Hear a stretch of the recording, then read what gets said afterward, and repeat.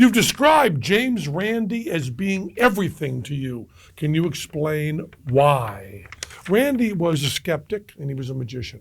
And when I was young and first saw magic, I hated it. To me, magicians were just the greasy guy in a tux with a lot of birds torturing women in front of Mylar to bad rip-off Motown music that stopped me from seeing the rock and roll acts that I wanted to see on the variety shows. And I also really didn't like the idea of lying. So many of the magicians and mentalists were simply liars, and it really troubled me. And then I found out about Randi. Randi, the amazing Randi, tied into my rock and roll world because he did all the special effects for Alice Cooper. He was someone that came along and said that people who were doing religious events and psychic events and all these supernatural events were actually doing cheesy magic tricks and passing it off as real.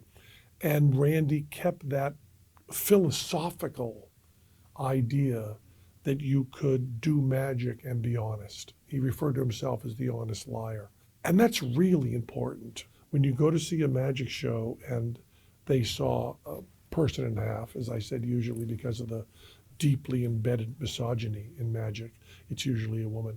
Nobody, except the very young and people who are perhaps mentally ill, believe that they've actually witnessed the death of a person. They leave the theater having seen a trick that they know is a trick. That's really simple. But on stuff like mentalism and other sorts of tricks, magicians can want you to leave the theater believing something that they know not to be true, that they read your mind or something. And I believe that is ethically and morally wrong and does a great deal of damage to our society. And as silly as that is, I believe it is on a continuum, the silliness of a magic trick to the importance of our government itself. That's all thanks to Randi.